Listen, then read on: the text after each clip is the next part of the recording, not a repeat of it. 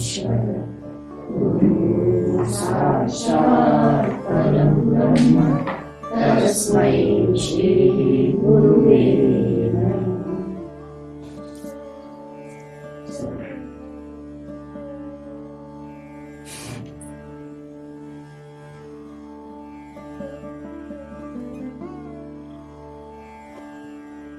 आइए आगे की तरफ बढ़ते हैं। उन्होंने कहा, जब आप अंदर होते हैं, बाहर की दुनिया को छोड़ देते हैं, बस अपनी धुन में रहते हैं, तभी भगवत प्रेम छलकता है। उस प्रिय को पाने की ललक जितनी व्यग्रता से बढ़ाओगे, उसको पाने की ललक आगे बढ़ेगी। साधन पाने की पूछो तो मैं बताऊंगा। एक बार भगवान कृष्ण ने राधा से कहा, अरे राधे, तुम सावधान रहना हमारे चाहने वालों से। जो मुझे चाहता है उसे दुनिया की तलब नहीं रहती। एक बार की बात है, राधा भगवान कृष्ण के इस बात को आजमाने निकल पड़ी। संयोग से कृष्ण भी थे, भक्त रस में डूबा था, उसे कहाँ होश। राधा ने वृद्धा का रूप धारण किया और भक्त से कहा, अरे बेटा, जरा मेरी मदद कर दो, हमें इस पार से उस पार करा दो। आंखें कमजोर हैं, दिखाई नहीं पड़ता। जब भक्त ने वृद्धा बनी राधा का हाथ पकड़ा तो होश उड़ गई।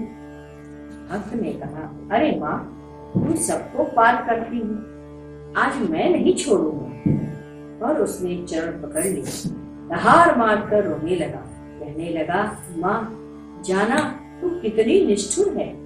राधा आई थी परीक्षा लेने और स्वयं हचकचा गई। उनके रोने रोने की हालत हो गई। देख करके सोचने लगी, क्या करूं। उसके चरणों पर जो आंसू पड़ रहे थे वे भक्त के थे। राधा झुकी, तब तक भक्त के प्राण जा चुके। बस हो गया। कृष्ण ने पूछा, क्या हुआ राधे?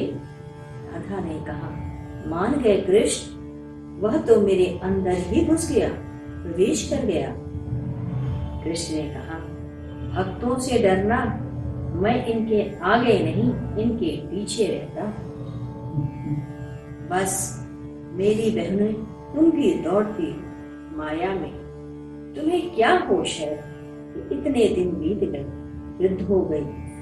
वृद्ध होने की पहचान क्या है?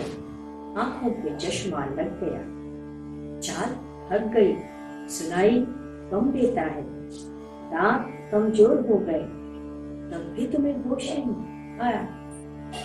जीवन भर अपने चाहत को देह तक रखा।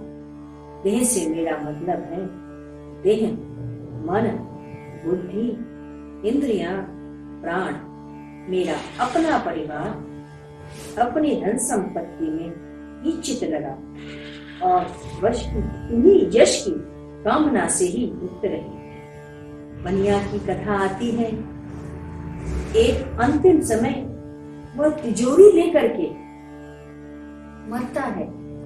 तुम्हारी भी यही स्थिति है, लगभग उसी से मिलती जुलती ही है। देखो, जिस कारण से हम बने हैं वह स्वयं परमात्मा है।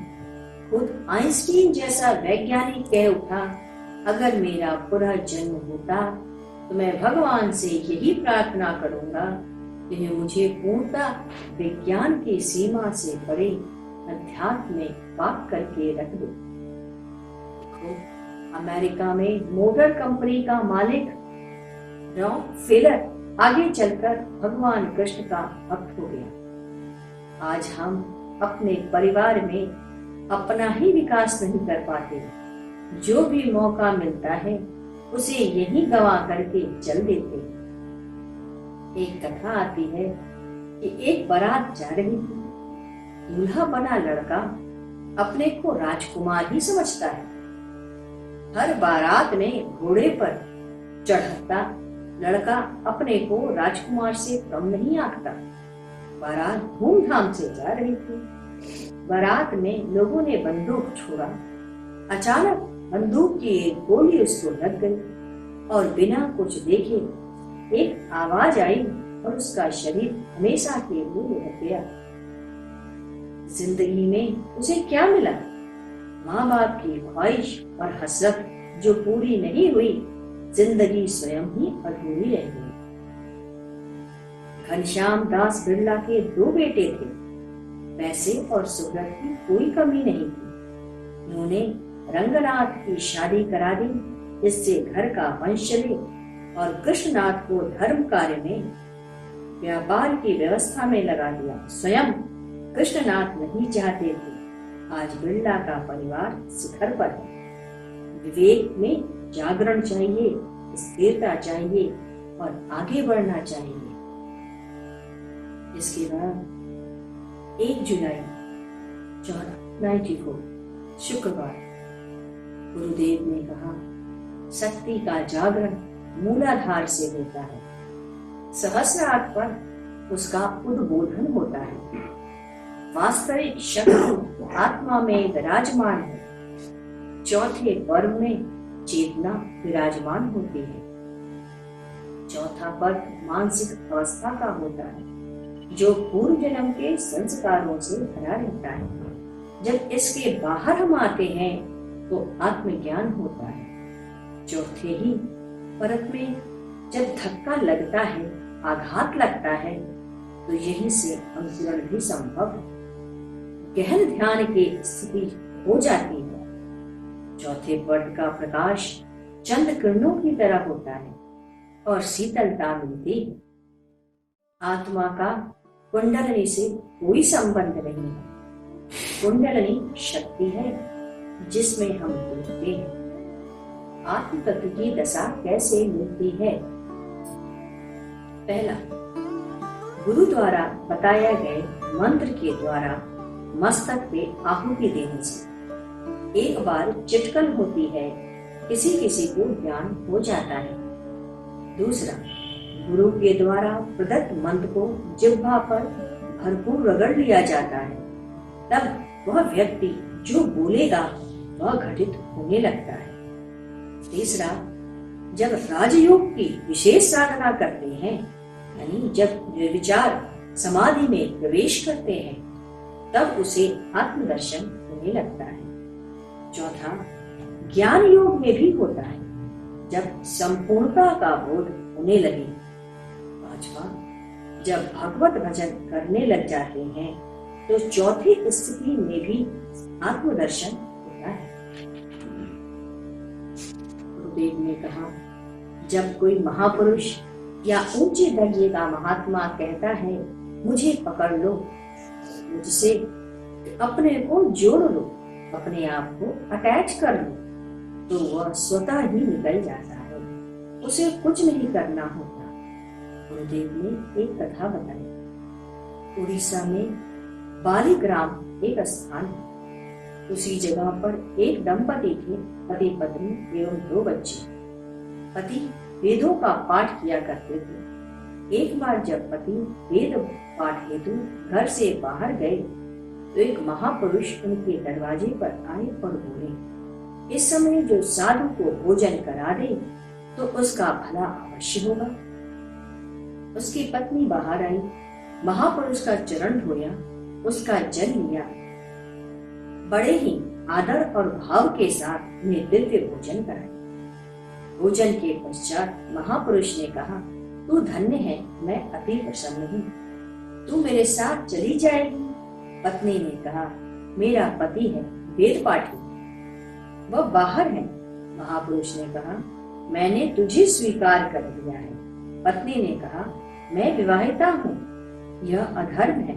महापुरुष ने कहा, मैंने तुझे स्वीकार कर लिया।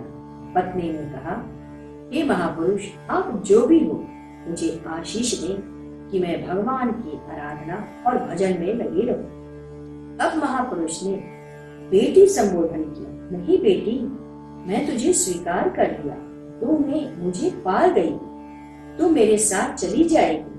और महापुरुष चले गए। बात आई गई और बीत गई। पति जब वापस आए तो उन्हें सब बात बताते हैं। वह समझ गए कि पत्नी तो ऊपर के दर्जे में निकल गई। अब इसके बाद की कथा हम आगे बढ़ेंगे। कुछ देर भगवत भजन करेंगे।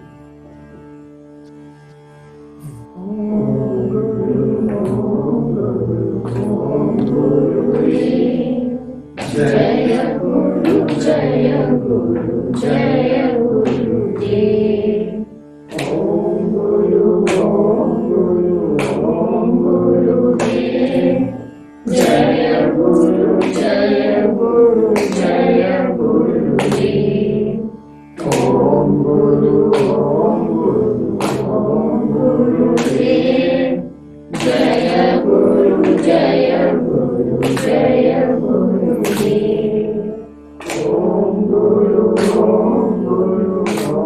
गुरुदेव। जय गुरु जय गुरु जय गुरुदेव। ओम गुरु गुरुदेव। जय गुरु जय गुरु जय गुरुदेव। ओम गुरु गुरुदेव। जय गुरु जय गुरु जय गुरुदेव। ओम गुरु गुरुदेव। जय गुरु जय गुरु जय गुरुदेव। बोलिए सद्गुरुदेव भगवान की जय।